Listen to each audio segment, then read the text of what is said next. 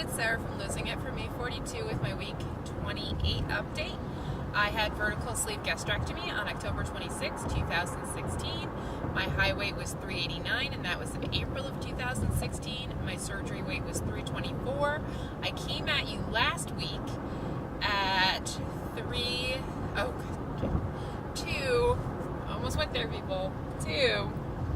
259. And this week I am 254.8. So that is a 4.2 pound loss for the week. Holy bejesus, Batman. I am very shocked by that on a couple of different levels. I've had some really, looking back over the last few weeks, I've had some really great losses, and it's been really weird for me and kind of psychologically troubling for me because I haven't been working out. Part of me is crazy girl thinking, am I losing my muscle because I'm not working out? I've only worked out one day each week pretty much for the last 3 weeks. But when I go to the gym, I feel like I can do stuff. I don't know. Crazy. And then I've convinced myself that I can only lose weight by exercising, and then I'm dropping huge amounts when I'm not exercising. It could be that I'm getting sleep, which is new for me, because going to the gym, I get up early, and so I only get 5 hours, I think, on average. 5, 6, something around there, 5 or 6 hours on average. And now I'm getting almost 8 hours on average, which is just weird. My body still wakes up at 4 a.m. though, because it's oh hey, gym, and I'm no. No, we're not doing that today. So it's a little troubling. I mean, it's good to see that maybe sleep is very important, and maybe I should get more of it. How? I don't know, but we'll see.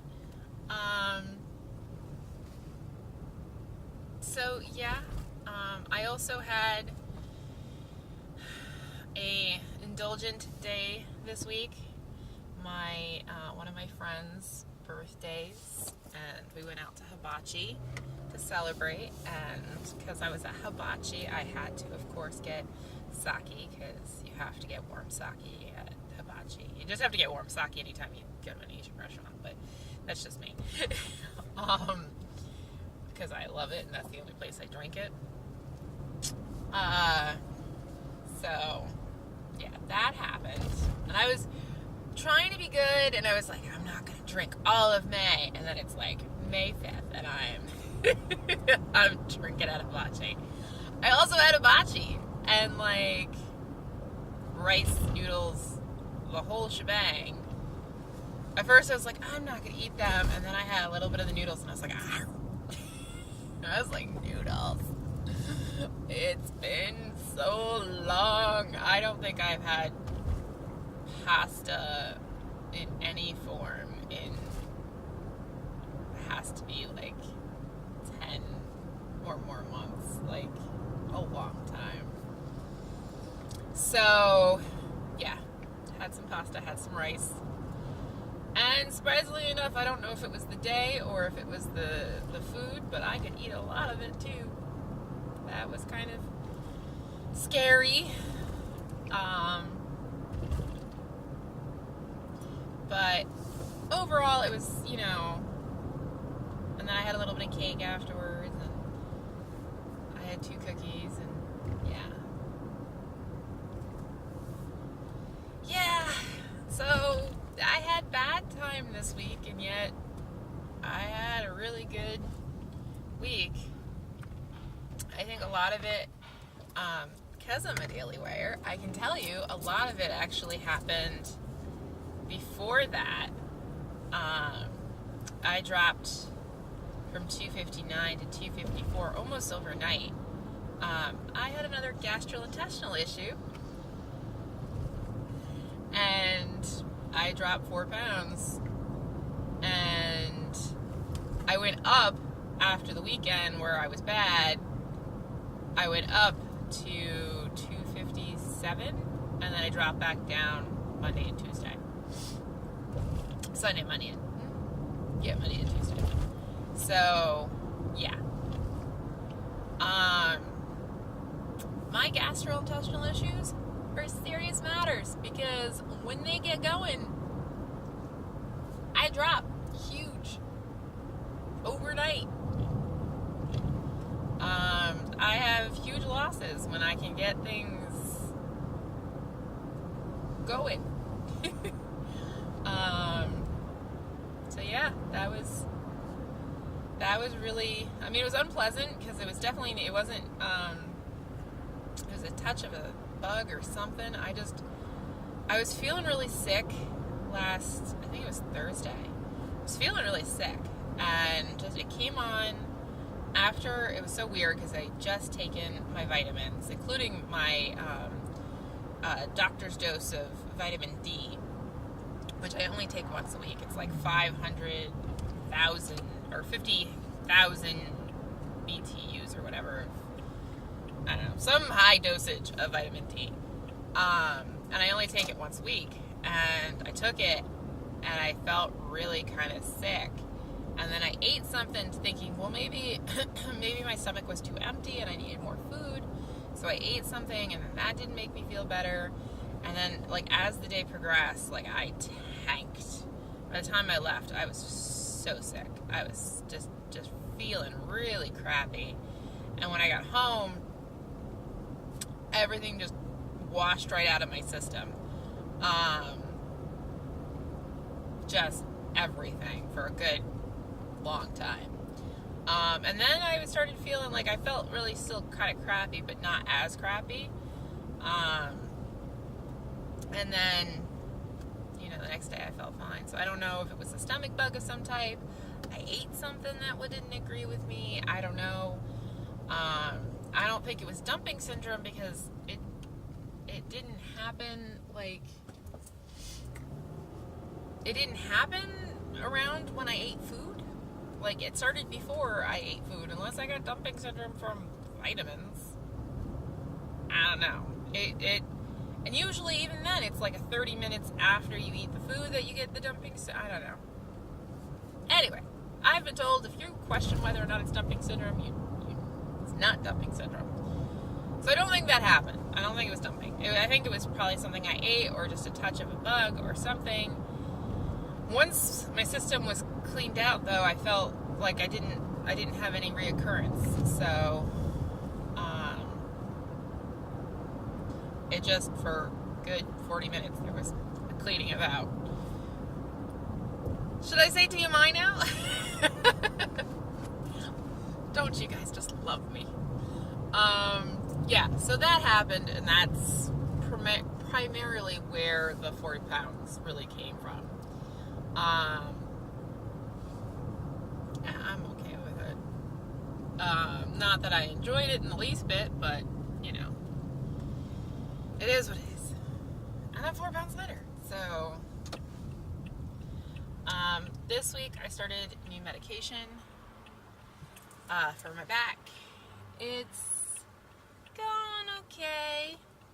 I started Cymbalta, which I've been on before. I was on it for, even though it's an antidepressant, it acts, the way that it acts, it does stuff to help with nerve pain, like blocking nerve pain. I was on it. You couldn't have turned your turn signal on earlier, dude. I was, seriously. Sorry, guys. I was on it before when I had, when I first was diagnosed with fibromyalgia. Oh, God, people. Had the guy behind him turned his signal on earlier, I would have gone. This Mack truck is trying to eat me.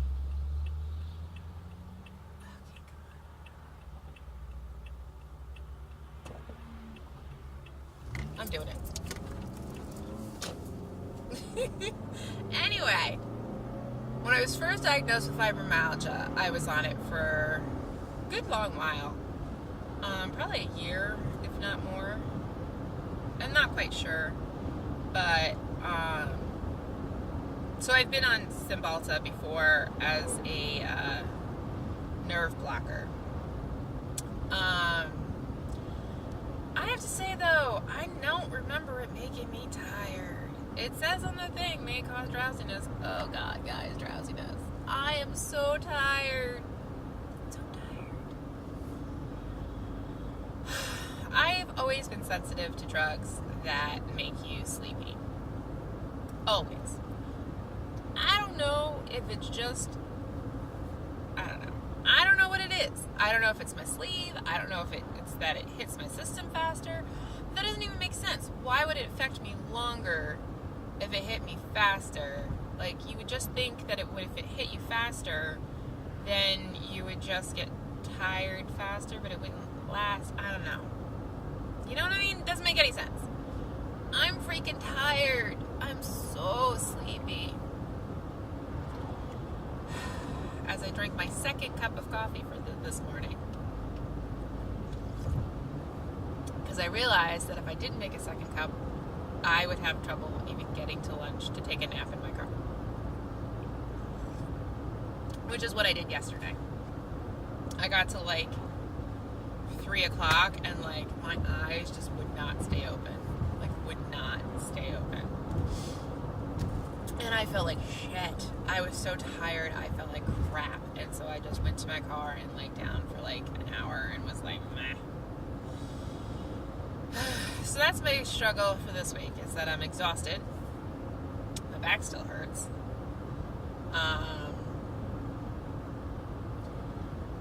And yeah, I'm exhausted.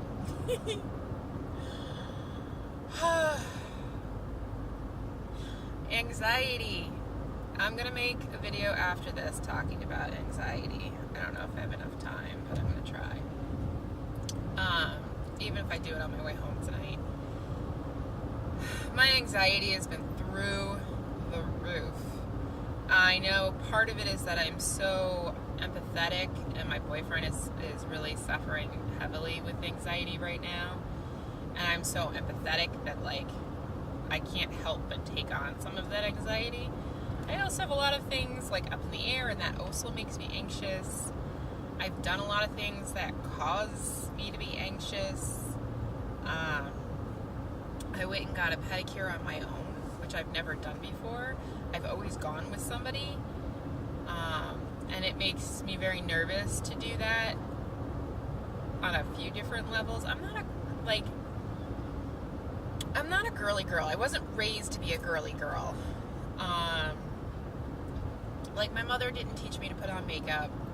My sister tried, but she poked me in the eye with an eyeliner. And then I didn't want anything to do with makeup. I have really sensitive skin, so, like, makeup used to make me break out, so I didn't really experiment with makeup and all of that kind of lovely stuff. And so I was never a girly girl. And in the last, like, oh my God, time really goes by quickly. The last 15 years. Yeah, probably around 15 years. At least 10. I've started to try to get more into it, and I do my nails, which, took years to not look a mess. I wear lipstick, and I try to wear makeup on occasion. Like, eye makeup. I don't wear face makeup. I don't know really how to put it on and without it looking silly. And my skin is really sensitive and tends to have issues with it. And also, I'm not used to seeing myself like that, so it looks weird to me, even if it probably was done well. So, I don't wear skin makeup.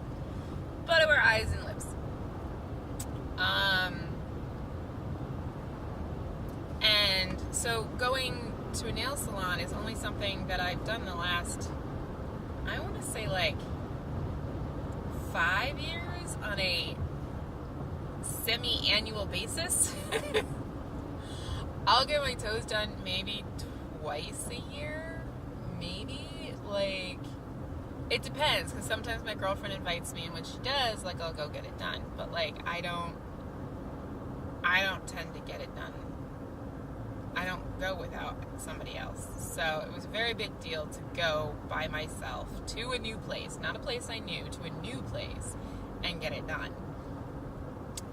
So I feel very uncomfortable, because, I always feel like because they see people who do this every week, kind of thing, like they've done it for years, they know the protocol, and I'm sitting there going, like, I put my foot in, no, I take my foot out, no, you want my foot here, what am I doing? And, like, so that causes a lot of anxiety. But I did it. I went and I found a place, and it wasn't that expensive, so I probably will be going back. They did a pretty decent job, and I wish that, though, literally I got it done on Sunday, and then the temperature tanked.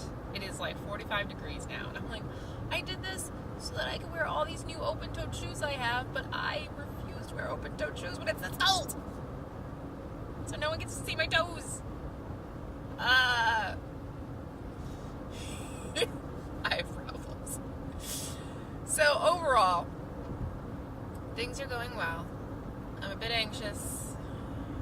Work things are not going well, but they're going, and they're not miserable, but yeah. I have a very busy few weeks ahead of me, and some challenging things ahead of me personally, but we'll get there. Right now, I'm trying to focus on staying awake and dealing with my back. I don't know why my back still hurts. Shark Week's over, and it still hurts. I have walked a few times on my lunch breaks, and when I do, my hip. My hip yesterday. I didn't even walk yesterday. Like, I walked when I got home, but, like, after I went and laid in the car, like, my hip, it hurt. All for the, like, even when I went walking, I was, like, because I'm trying to get my boyfriend to do more walking, because it's better for his back. So even though I was in pain, I went walking with him after work. But, my hip has been killing me. It'll get better. I just need to get this inflammation down.